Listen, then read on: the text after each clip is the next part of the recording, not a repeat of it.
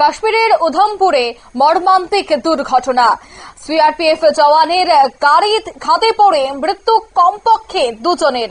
তবে জানা গেছে মৃত্যুর সংখ্যা আরো অনেকটাই বাড়তে পারে বলে আশঙ্কা। ভারতের ভূস্বর্গ থেকে যে খবর উঠে আসছে, আমি পিসিআর কে বলবো একটু দেখানোর জন্য ছবিগুলো, যে কি পরিস্থিতি রয়েছে এই মুহূর্তে কাশ্মীরের উধমপুর।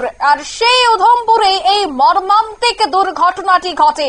সিআরপিএফ এর জওয়ানের গাড়ি এই রাস্তা দিয়ে যাচ্ছিল, আর তখনই খাদে পড়ে মৃত্যু হয় কমপক্ষে দুজনের। তবে সেই জায়গায় মৃতের সংখ্যা আরো অনেকটাই বাড়তে পারে। বিস্তারিত জানবো, টেলিফোন লাইনে এই মুহূর্তে যুক্ত হয়ে গেছে প্রতিনিধি সৌম্য মুখোপাধ্যায়। সৌম্য, ঠিক কি আপডেট পাচ্ছ এই মুহূর্তে জম্মু থেকে?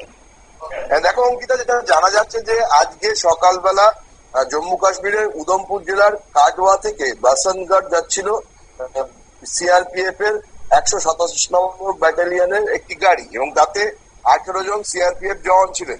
গাড়িটা যখন সকাল 10:30টার সময় কাটওয়ার কাছাকাছি যাচ্ছিল, সেই সময় নিয়ন্ত্রণ হারিয়ে আচমকা খাদে পড়ে যায় এবং এর ফলে মর্মান্তিক দুর্ঘটনা ঘটে গেছে। এখনো পর্যন্ত 3 জনের মৃত্যুর খবর পাওয়া গেছে এবং বাকি 12 জন গুরুতরভাবে জখম হয়েছে। খবর পাওয়ার পরই স্থানীয় প্রশাসনের তরফ থেকে ঘটনাস্থলে গিয়ে তাদের উদ্ধার করে স্থানীয় হাসপাতালে ভর্তি করা হয়েছে, কিন্তু বেশ কয়েকজনের অবস্থা আশঙ্কাজনক হওয়ায় তাদের অন্য জায়গায় স্থানান্তর করার চেষ্টা চলছে। ফলে মৃতের সংখ্যা বাড়তে পারে বলেই আশঙ্কা করা হচ্ছে। এই বিষয়ে উধমপুর পুলিশের যিনি এসপি আছেন সন্দীপ ভাট, তিনি জানান যে মর্মান্তিক একটা দুর্ঘটনা ঘটেছে। এই খবর পাওয়ার পরেই পুলিশ এবং অ্যাম্বুলেন্স ঘটনাস্থলে গিয়ে উদ্ধার কাজ শুরু করে। তবে প্রাকৃতিক পরিস্থিতির কারণে উদ্ধার কাজে কিছুটা ব্যাঘাত হচ্ছে। এখনো পর্যন্ত গাড়িটাকে ওই জায়গা থেকে তোলা যায়নি। এদিকে এই দুর্ঘটনার খবর শোনার পরেই কেন্দ্রীয় মন্ত্রী জিতেন্দ্র সিং তিনি টুইট করেন।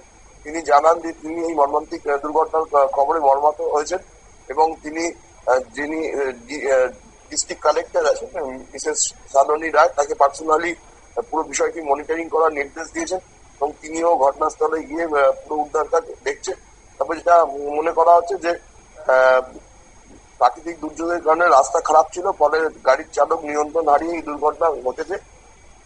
পুরো বিষয়টি তদন্ত করে দেখা হচ্ছে সিআরপিএফ এর তরফে, এবং যারা জখম আছেন তাদের সম্পূর্ণ রকম চিকিৎসার ব্যবস্থা করার নির্দেশ দেওয়া হয়েছে প্রশাসনের তরফ থেকে।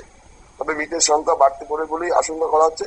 ঘটনার ফলে সিআরপিএফ এর মধ্যে শোকের পরিবেশ তৈরি হয়েছে। অঙ্কিতা, একদম ধন্যবাদ। অর্থাৎ শোকের পরিবেশ তৈরি হয়েছে। সিআরপিএফ জওয়ানের সেই গাড়িটি খাদে পড়ে যায়। তবে উদ্ধার কাজ কিন্তু চলে যুদ্ধকালীন তৎপরতায়, এবং ইতিমধ্যে দুজনের মৃত্যু হয়েছে এবং বাকি কয়েকজনের অবস্থা কিন্তু আশঙ্কাজনক। তারা মৃত্যুর সাথে পাঞ্জায় লড়ছে। তবে সকলেই প্রার্থনা করছে যেন প্রত্যেকেই সুস্থ হয়ে যায়। নিয়ে নিচ্ছে ছোট্ট একটি বিজ্ঞাপন বিরতির সঙ্গে থাকুন।